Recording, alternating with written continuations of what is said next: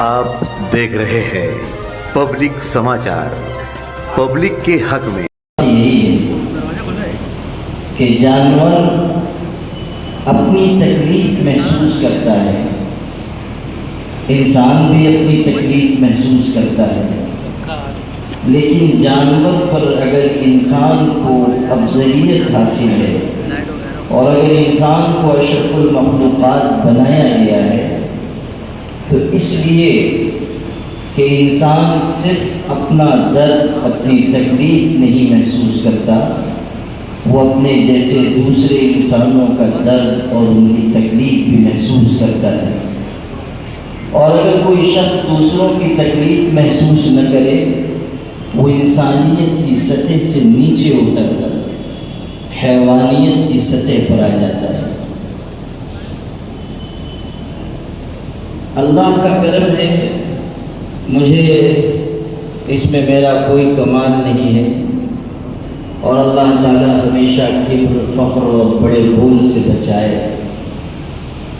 लेकिन लोग ये कहते हैं कि हम दूसरे शहरों में जाते हैं तो लोग आपके बारे में हमसे पूछते हैं और हमें फ़ख्र होता है जब लोग आपके बारे में पूछते हैं कि हम इस शहर में रहते हैं जिस शहर से आपका ताल्लुक़ है। मैं आज ये कहना चाहता हूँ कि मुझे इस बात पर गर्व है कि मैं उस शहर में रहता हूँ जहाँ बंडू काका बछाओ जैसे लोग रहते हैं। एक ऐसा शख्स जिसको अल्लाह ने दौलत भी दी और दिल भी दिया। बहुत सौ को दौलत मिलती है, दिल नहीं मिलता। बातें कहने के लिए बहुत से लोग कहते हैं, अच्छी तकरीर करना, लफ्ज़ों से खेल जाना, अपने लफ्ज़ों से लोगों का दिल मोह लेना, ये आसान बात है, लेकिन अमल की कसौटी पर खरा उतरना और अमल और इक़दाम की राह पर चलना और खिदमत करके दिखाना हर इंसान के बस की बात नहीं। जब इस प्रोग्राम में मेरी शिरकत की बात आई और इससे पहले भी मैं शरीक हुआ, जब शाह भाई को रकम अदा करनी थी, हमारे बंडू काका बछाओ का ताल्लुक़ है मुझसे मोहब्बत का, उन्होंने ये चाहा कि मेरे हाथ से और हमारे और भाइयों के हाथ से ये काम अंजाम को पहुँचे। हम लोग गए। जब इस प्रोग्राम की बात आई तो कुछ लोगों ने मुझसे ये कहा कि ऐसा न हो कि इस काम को सियासी मकासद के लिए इस्तेमाल किया जाए। तो मैंने उनसे ये कहा कि अगर सियासत के लिए इस काम को इस्तेमाल किया जाए तब भी कोई हरज की बात नहीं है, इसलिए कि हमारे यहाँ तो बहुत से ऐसे लोग हैं जो कुछ नहीं करते हैं और बहुत कुछ बयान करते हैं। तो अगर कोई कुछ करके उसको बयान करते तो कोई हरज की बात नहीं है, इससे दूसरों को भी तहरीक मिलेगी कि आप कुछ कीजिए फिर आकर बयान कीजिए। आप लोग बहुत देर से संजीदा बातें सुन रहे हैं, इसलिए अर्ज़ करता हूँ, हमारे भारत का एक मिनिस्टर चीन गया था, वहाँ के मिनिस्टर के बंगले में उसका क़याम हुआ। बड़ा आलीशान बंगला था, बड़ी आसाइशें थी। देखकर ये बेचारा भारतीय मिनिस्टर अश कर उठा, बड़ा दिल में उसके रश पैदा हुआ। जब रुख़्सत का वक्त आया तो उसने दबी ज़बान से पूछ लिया कि ये जो सब आपको ऐश व इशरत हासिल है और ये आलीशान बंगला मकान, ये कहाँ से आया है? उस मिनिस्टर ने कहा, इधर आओ। अपने बंगले की खिड़की से उसने एक पुल दिखाया और कहा, ये पुल दिख रहा है? हाँ दिख रहा है। कहा कि ये पुल बनना था 10 किलोमीटर का, 5 ही किलोमीटर का बना, बाकी 5 किलोमीटर का बंगला बना।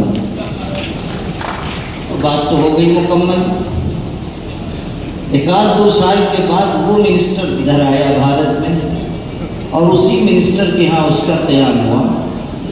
अब उसने देखा कि ये तो मेरे बंगले से ज़्यादा आलीशान बंगले में है और जो सुविधाएं मुझको हासिल हैं उससे ज़्यादा इसके पास हैं। तो उसने भी हैरत से पूछा کہ تم تو مجھ سے پوچھ رہے تھے، تمہارا بنگلہ تو مجھ سے بھی بہترین عالیشان اور اتنی سویدھائیں، اتنی آسائش، کیسے ہو گیا یہ سب؟ اس بھارتی منسٹر نے کہا ادھر آؤ. اس نے کہا ایک کھڑکی سے بنگلے کی دکھایا، دیکھو وہ جو ندی ہے، بڑی ندی ہے، اس کے اوپر پل ہے.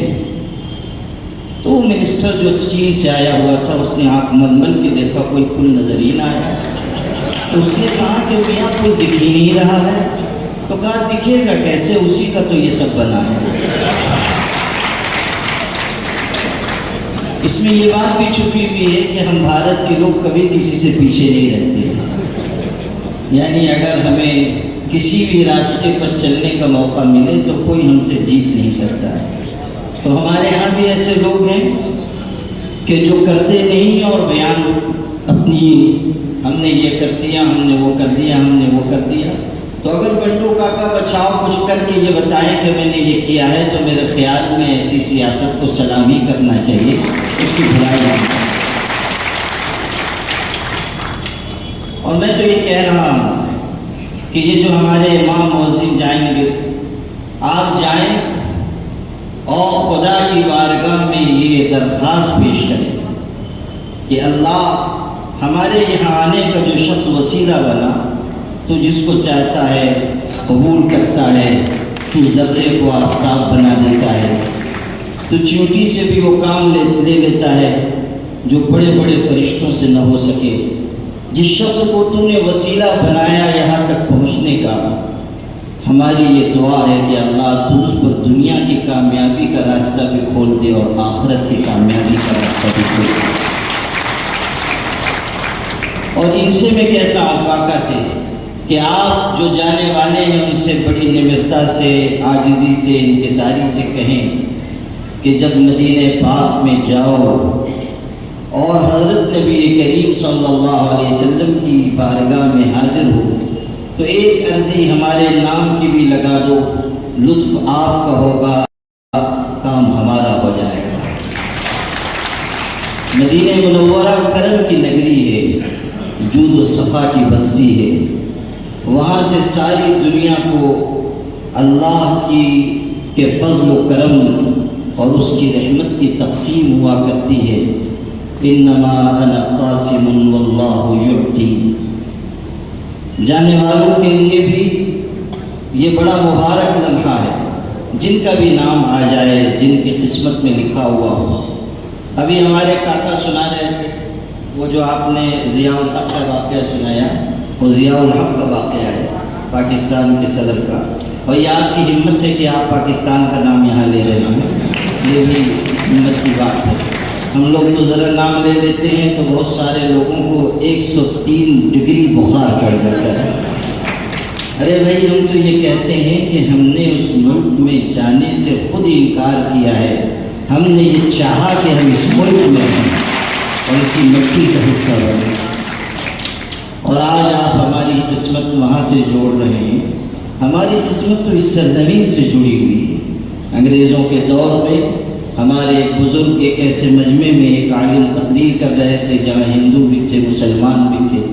انہوں نے ڈائس پر آ کر کہا ہم، اور رک گئے. پھر کہا ہم، رک گئے. تیسری دفعہ کہا ہم، رک گئے. لوگوں نے سمجھا کہ آج مولانا کو تقریر یاد نہیں، آگے بھول گئے. تو کچھ لوگ ہنسنے لگے. تب انہوں نے زور دے کر کہا ہم، ہے سے ہندو اور میم سے مسلمان، یہ دونوں جمع ہو تب بنتا ہے ہندوستان. آج جو لوگ اس ملک سے مسلمانوں کو نکالنے کی بات کر رہے ہیں، وہ سمجھ لیں کہ یہ دیوانے کا خواب ہے جو کبھی پورا نہیں ہو سکتا. اور جن جن لوگوں نے یہ خواب دیکھا ہے، مالک ان کی نیا ڈبو دیتا ہے، جیسے کہ ابھی ایودھیا میں ڈوب گئی ہے. اس حقیقت کو یاد رکھیے کہ ہمارا یہ ملک محبتوں کا ملک ہے، اور ہمارا یہ ملک ایک دوسرے کو ساتھ لے کر چلنے کا ملک ہے. میں یہ عرض کر رہا تھا کہ ہمارے کاکا نے بھی سنایا ایک واقعہ. مولانا جلال الدین رومی نے ایک قصہ لکھا ہے، بہت مختصر، ایک شعر میں پوری بات کہتی ہے. فارسی کا شعر ہے. فارسی تو لوگ جانتے نہیں، عام لوگوں کو تو جانے دیجئے علماء کا بھی حال یہ ہے کہ اگر کتاب میں فارسی شعر آ جاتا ہے تو اس کو چھوڑ کے آگے بڑھ جاتے ہیں، لیکن وہ فارسی شعر ہے بڑا خوبصورت۔ انہوں نے لکھا کہ مورے ہوس داشت کے بکاوا رسد، دست بر پائے کبوتر و ناگاہ رسید۔ ایک چیونٹی تھی، اس کے دل میں یہ تمنا پیدا ہوئی کہ میں خانہ کعبہ دیکھوں۔ ایک چیونٹی تھی، اس کے دل میں یہ تمنا پیدا ہوئی کہ میں خدا کا گھر دیکھوں۔ ظاہر ہے چیونٹی کے پاس کوئی وسیلہ نہیں، کوئی سواری نہیں، کوئی انتظام نہیں، کوئی اسباب نہیں، کسی طرح کی کوئی آسائش اور سہولت نہیں، لیکن خدا جسے بلانا چاہتا ہے اس کے لیے خود انتظام فرماتا ہے۔ مولانا روم نے لکھا کہ وہ چیونٹی اس تمنا کو لیے ہوئے کھیت میں چل رہی تھی، اچانک ایک کبوتر کے پیر پر وہ چڑھی اور وہ کبوتر وہاں سے اڑا تو سیدھے خانہ کعبہ جا کر اترا، اور خدا نے اس چیونٹی کی تمنا کو پورا کیا۔ جو خوش نصیب حضرات خدا کی بارگاہ میں اس کا گھر دیکھنے کے لیے اور اس کے حبیب پاک حضرت محمد مصطفیٰ صلی اللہ علیہ وسلم کے روضہ اطہر کی زیارت کے لیے جائیں، ان کی تو خوش نصیبی ہے، اور ہمارے کاکا کی بھی خوش نصیبی ہے جس کا انہوں نے بار بار یہاں ذکر کیا۔ وہ بھاوناؤں میں اور جذبات میں شاید ان کو ایسے شبد نہیں مل رہے تھے کہ وہ اپنی خوش نصیبی کو اجاگر کر سکیں۔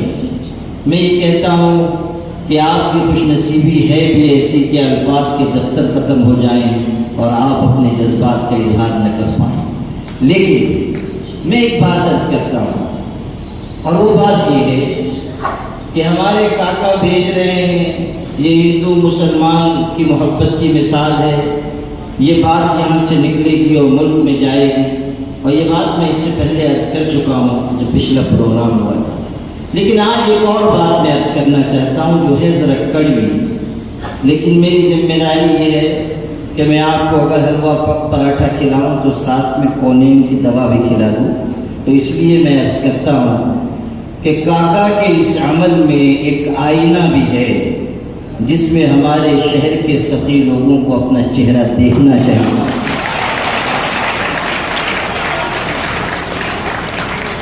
اور یہ خیال ہمارے دل میں آنا چاہیے کہ جو لوگ اذان دے رہے ہیں، مسجد کو صاف رکھ رہے ہیں، زندگی بھر نماز پڑھا رہے ہیں، اور تنخواہ کتنی نہایت معمولی۔ میرے والد صاحب، کاکا ایک بات بتاتا ہوں، میرے والد تھے، بہت بڑے عالم تھے، وہ ایک بات کہتے تھے کہ ہمارا حال یہ ہے کہ ہم مسجد میں جو مصلی بچھاتے ہیں محراب میں، وہ نہایت قیمتی ہوتا ہے، جاتے ہیں حج عمرہ کرنے وہاں سے لاتے ہیں بچھا دیتے ہیں، اور جو محراب میں پنکھا لگا ہوتا ہے وہ بھی بہت قیمتی ہوتا ہے، لیکن اس مصلی پر اس پنکھے کے نیچے جو امام ہے اس کو ہم بھول جاتے ہیں۔ یہ ہمارے ذہن میں نہیں رہتا کہ اس امام کی ضرورت نہیں، وہ امام بھی ہماری طرح کا انسان ہے۔